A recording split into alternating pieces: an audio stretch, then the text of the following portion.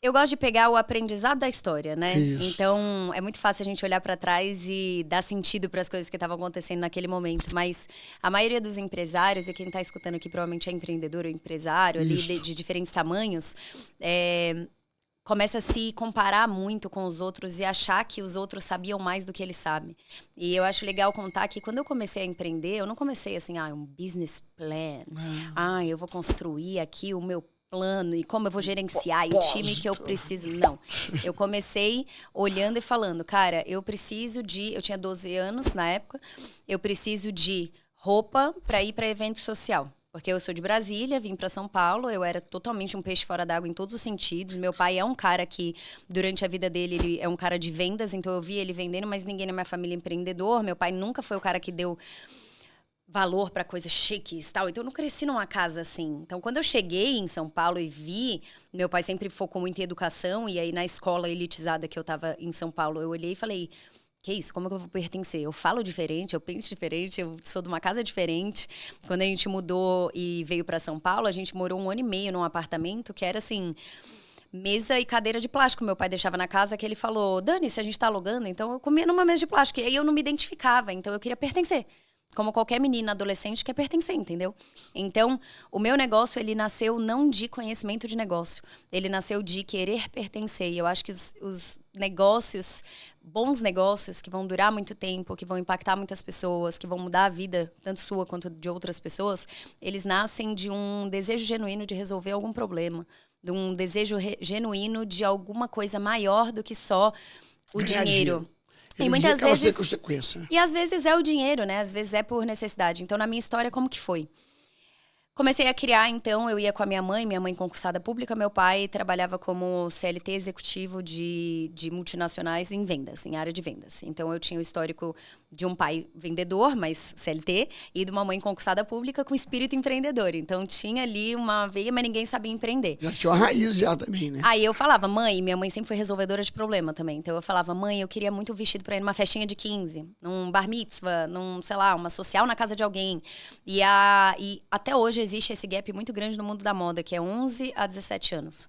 Então, não são bem atendidos. De 11 a 17 anos. Olha o que tá falando, não o gap. Ó, não são bem atendidos, e foi nesse gap de idade que eu mais ganhei dinheiro na minha vida, nesse negócio de moda. Foi quando você montou o seu negócio? Não, você não montou, na verdade. Eu era uma dessas meninas, eu tinha 11 para 12 anos. E aí eu cheguei pra minha mãe, quero fazer. Beleza, filha, vamos no Brás. Aí a gente ia no Brás, comprava retalho de tecido, atrás do trabalho dela tinha uma costureira. E aí eu explicava pra costureira, não tinha dom do desenho, do estilista, eu não tinha isso. Mas eu só sabia o que eu queria, com base em observação do que era legal, entendeu? Observação. E aí, mandava fazer pra mim. Nessa época, eu tinha um blog, e aí postava essas roupinhas ali naquele blog, e tinha as amigas. Então, eu ia numa festinha de 15, estavam todas com uma roupinha mais ou menos, e eu tava com um vestido muito legal. Da onde é? Eu falava, da minha marca. E aí tá isso, você tem que ter visão. E você tem que se comprometer com algo que depois você vai ser mentiroso se você não cumprir. Então eu falava, tinha marca, não tinha marca. Agora eu ia ter que criar uma marca. Eu, mãe, ferrou, eu vou ter que criar uma marca. E aí essa marca, o nome foi Isabela Mate, porque eu não tinha criatividade pra construir marca, eu não entendia de naming, branding. É um nome bonito, Isabela Mate. Né? Eu criei o meu nome. Mate é um nome... Criei no mesmo nome, só que eu não tinha nada, assim, de branding, coisas. O que eu tinha eu fazia algumas roupas que nem eu fazia pra mim, pra costureira, e vendia pra essas amigas, ou na escola ou em casa. Então, eu chamava umas amigas em casa ou vendia na escola. Mas tinha que ser desinibida pra vender, né? Você já é danadinha, né? Porque mas eu ia meio assim, tá? Eu ia meio assim, tipo, eu ia vender, mas ia assim, porque eu também tinha um pouco de vergonha. Meu pai sempre falou pra mim, ele nunca teve... Meu pai sempre foi muito pobre, né? A história dele. E ele vendia coisa porque ele não tinha opção. Então ele falou, filha, quando você não tem opção, você não tem... Vergonha. Você não pode se dar o luxo de ter vergonha. É isso aí. Não pode se dar o luxo. Então eu pegava essa visão dele, mas era difícil ainda. Porque era, nossa, você tá vendendo na escola. Mas ia vendendo até que começou a aumentar essa demanda, mais pessoas pediram. E eu fui fazendo isso 1 ano e meio, até que eu entendesse sobre... como que eu ia ter volume de produção para criar um site. Porque não dava pra criar um site com 3 peças, né?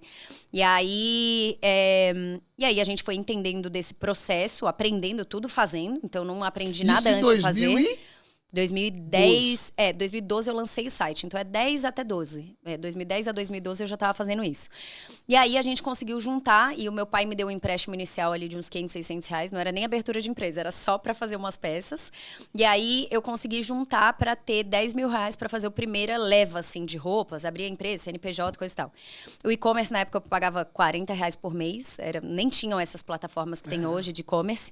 Criei a lojinha, aprendi a tirar foto no YouTube, aprendi a editar foto no YouTube, cadastrar produto no YouTube, aprendi tudo no YouTube. 12, 13, 14 anos. Tudo no YouTube, eu aprendi tudo no YouTube. E aí criei esse site. Esse site, na hora que ele foi criado, já existia em 2012 o Instagram. Então eu postava foto no Instagram dessas roupas. Tipo, foto no espelho, não era nada muito profissional.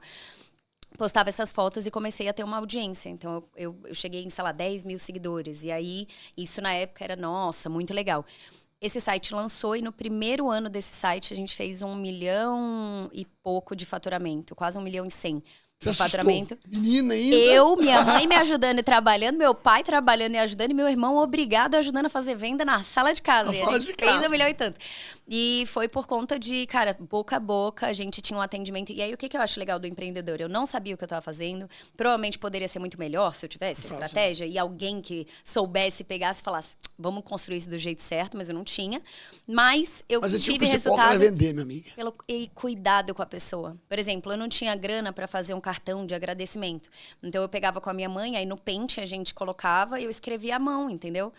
Então, era no pente, uma folha A4 que eu cortava e escrevia à mão. Mas eu escrevia à mão para toda cliente, agradecendo pela compra dela. E isso fazia a pessoa se sentir especial. A pessoa comprava 2 vezes, eu mandava o dinheirinho do frete dela de volta. Então, ter o cuidado. Você querer mais do que o dinheiro. Você querer realmente que a pessoa goste daquilo que você criou e que ela queira voltar. E isso fez com que eu construísse, depois do que eu descobri, que era LTV.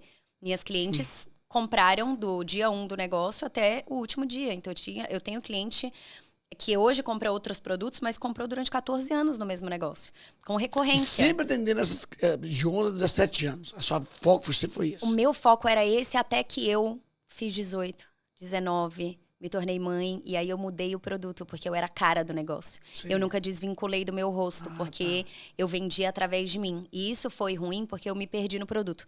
Então, teve um período que eu me perdi no produto, e eu falo, cara, quando você vende a produto, você nunca pode se perder no produto. O negócio inteiro é construído em volta do produto. Tudo. Posicionamento. Se você perdeu o produto, você perdeu o negócio inteiro. Porque todo mundo vai ficar perdido, você não sabe qual é o posicionamento da empresa, você não sabe como que tem que ser o processo comercial. Você não sabe nada, entendeu? Você não sabe como você deve marketizar isso. Todo. É sempre o produto primeiro, determina ele. E eu me perdi no produto, e aí ficou difícil. Ficou difícil de eu entender o que era a minha marca e o diferencial dela. E aí depois eu mudei para mulheres um pouco mais velhas, porque essas de 17 também estavam me acompanhando e cresceram. Mas se eu voltasse atrás com o que eu sei hoje, eu ficaria sempre 11 a 17, até hoje. Seria a marca mais forte de 11 a 17. Mas na hora que eu perdi esse produto e migrei para o outro... Gente, olha, eu falo assim, primeiro ponto que a Isabela está falando aqui, para vocês entenderem. Primeiro é o seguinte, não vai achar que você não vai errar. Vai errar. Vai errar. E por isso que eu falo que empreender não é brincadeira. Não é simplesmente você ler uma biografia das pessoas e achar que está resolvido o problema. Não. Só quem passa, quem viveu, sabe o que é.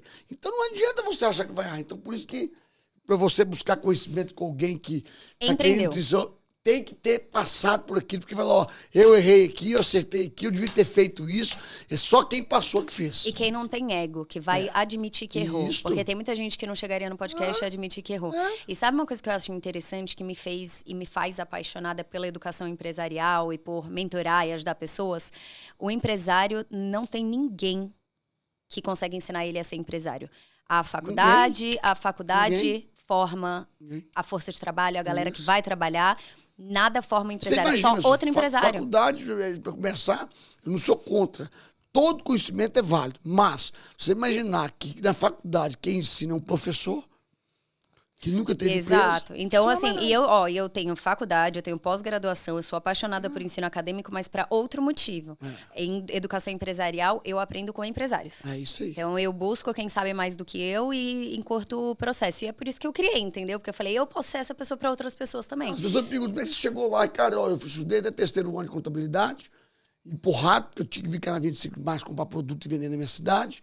Mas eu sempre procurei estar perto de empresários, não só do meu setor, de qualquer setor, que é aquelas pessoas que já tido sucesso. Então eu ficava, meu amigo, espera aí, como é que você fez isso? Como é que você resolveu esse problema? E não ter vergonha de perguntar, ter muita humildade de aprender. Né? Eu falo que eu tenho 2 qualidades que eu sei que eu vou dar certo em qualquer coisa que eu me propuser.